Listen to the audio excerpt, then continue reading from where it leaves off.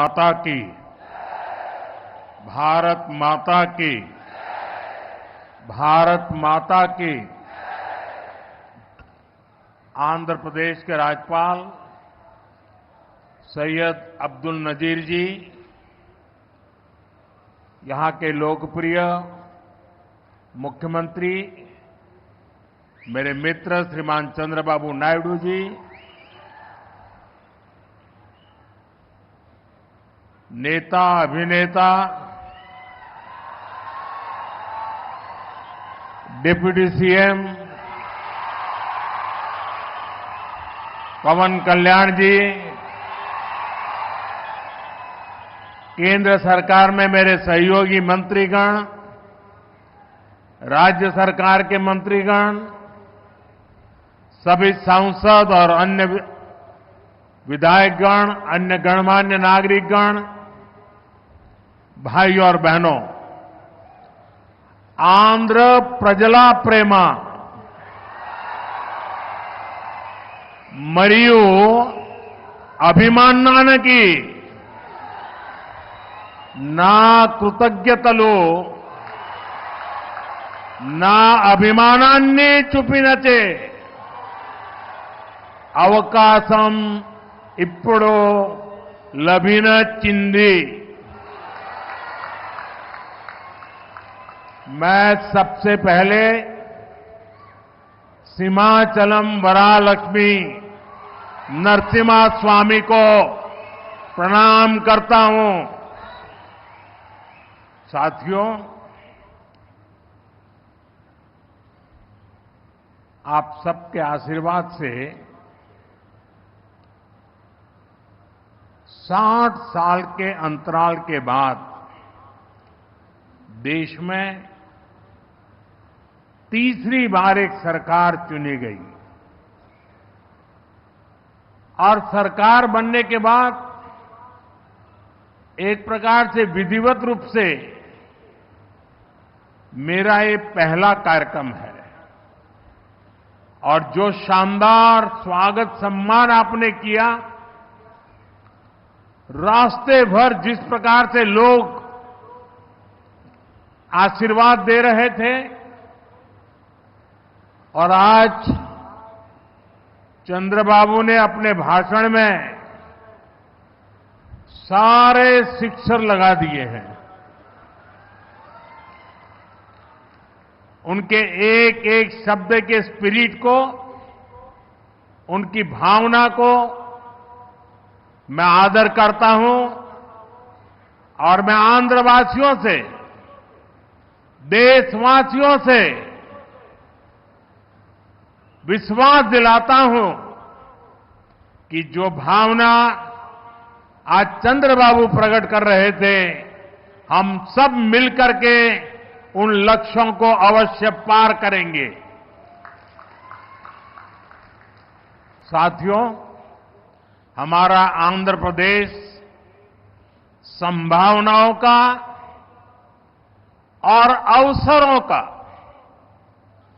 Possibilities और opportunities का राज्य है. जब आंध्र की ये पॉसिबिलिटीज साकार होगी तो आंध्र भी विकसित बनेगा और तभी भारत भी विकसित राष्ट्र बनेगा. इसलिए आंध्र का विकास ये हमारा विजन है. आंध्र के लोगों की सेवा ये हमारा संकल्प है. आंध्र प्रदेश ने 2047 तक राज्य को करीब करीब $2.5 ट्रिलियन की इकोनॉमी बनाने का लक्ष्य रखा है. इस विजन को साकार करने के लिए चंद्रबाबू गारू की सरकार ने स्वर्ण आंध्र एट 2047 की पहल की है. इसमें केंद्र की एनडीए सरकार भी आंध्र प्रदेश के हर लक्ष्य के साथ कंधे से कंधा मिलाकर चल रही है. इसलिए केंद्र सरकार लाखों करोड़ की योजनाओं में आंध्र को विशेष प्राथमिकता दे रही है। आज यहां 2 लाख करोड़ रुपए से ज्यादा के प्रोजेक्ट का उद्घाटन और शिलान्यास किया गया है। ये प्रोजेक्ट्स आंध्र प्रदेश को विकास को नई ऊंचाई देंगे। मैं इन डेवलपमेंट प्रोजेक्ट के लिए आंध्र प्रदेश समेत पूरे देश को बधाई देता हूं। साथियों, आंध्र प्रदेश अपने इनोवेटिव नेचर के कारण आईटी और टेक्नोलॉजी का इतना बड़ा हब है। अब समय है आंध्र नई फ्यूचरिस्टिक टेक्नोलॉजीज का सेंटर बने। जो टेक्नोलॉजीज अभी डेवलप ही हो रही है, हम अभी से उनमें लीड लें। आज ग्रीन हाइड्रोजन का इस्तेमाल ये ऐसा ही उभरता हुआ क्षेत्र है। देश ने 2023 में नेशनल ग्रीन हाइड्रोजन मिशन की शुरुआत की थी। हमारा लक्ष्य है 2030 तक 5 million metric tonnes green hydrogen का प्रोडक्शन। इसके लिए शुरुआती चरण में 2 ग्रीन हाइड्रोजन हब स्थापित होंगे, जिनमें से एक हमारा विशाखापट्टनम है। भविष्य में विशाखापट्टनम दुनिया के उन गिने चुने शहरों में होगा जहां इतने बड़े स्केल पर ग्रीन हाइड्रोजन प्रोडक्शन की फैसिलिटी होगी। इस ग्रीन हाइड्रोजन हब से अनेक जॉब अपॉर्चुनिटीज तैयार होगी। साथ ही आंध्र प्रदेश में मैन्युफैक्चरिंग इकोसिस्टम भी डेवलप होगा।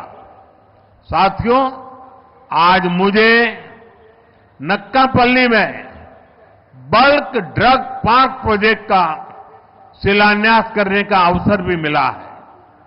आंध्र प्रदेश देश के उन 3 राज्यों में से एक है जहां इस तरह के पार्क की स्थापना की जा रही है। इस पार्क में मैन्युफैक्चरिंग और रिसर्च के लिए बेहतरीन इंफ्रास्ट्रक्चर तैयार किया जाएगा। इससे इन्वेस्टर्स का उत्साह बढ़ेगा और यहां की फार्मा कंपनियों को फायदा होगा।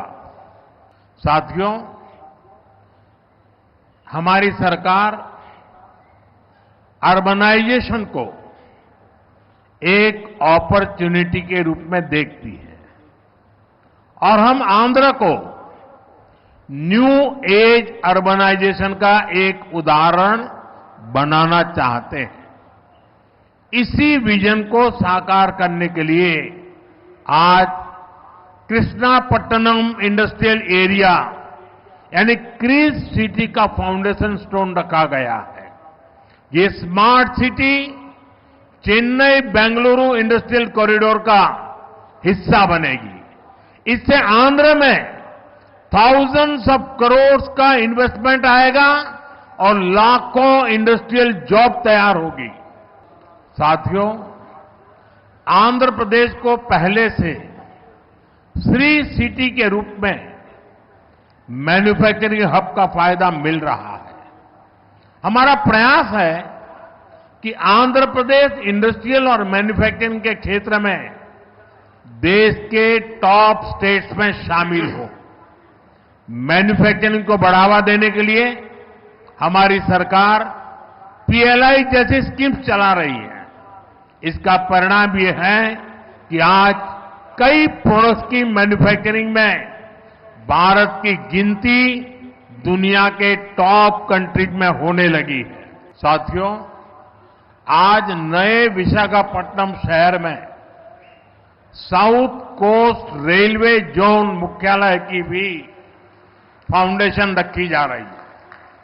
आंध्र प्रदेश के विकास के लिहाज से ये बहुत इंपॉर्टेंट है। लंबे समय से एक अलग रेलवे जोन की मांग हो रही थी। आज ये स्वप्न साकार हो रहा है। साउथ कोस्ट रेलवे जोन का मुख्यालय बनने के बाद इस पूरे क्षेत्र में कृषि और व्यापार से जुड़ी एक्टिविटीज का विस्तार होगा। इसके अलावा टूरिज्म क्षेत्र और लोकल इकोनॉमी को भी प्रगति के नए अवसर मिलेंगे। आज यहां कनेक्टिविटी से जुड़े थाउजेंड्स ऑफ करोड़ के प्रोजेक्ट्स का उद्घाटन और शिलान्यास भी हुआ है। रेलवे के क्षेत्र में आंध्र प्रदेश उन राज्यों में शामिल है जहां 100% इलेक्ट्रिफिकेशन हो चुका है। आंध्र प्रदेश के 70 से ज्यादा रेलवे स्टेशनों को अमृत भारत स्टेशन योजना के तहत डेवलप किया जा रहा है।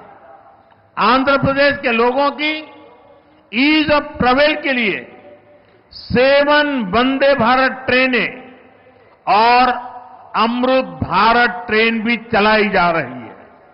साथियों, आंध्र में ये infrastructure revolution, better connectivity, better सुविधाएं, इनसे पूरे प्रदेश का लैंडस्केप बदलेगा।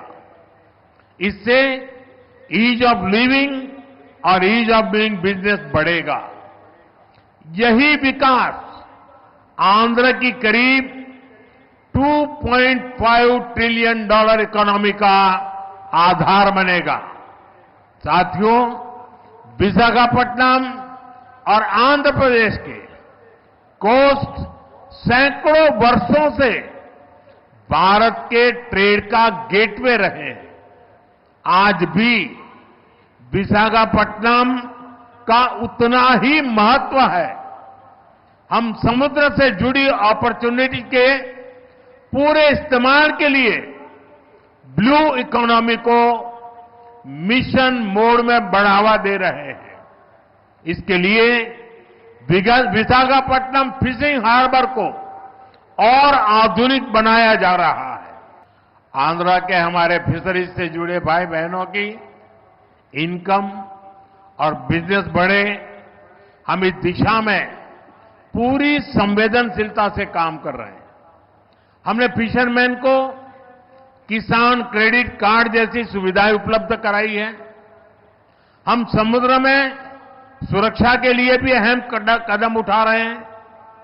साथियों, हमारा प्रयास है कि देश के हर सेक्टर में inclusive and all round development होना चाहिए, ताकि विकास का फायदा हर वर्ग को मिले।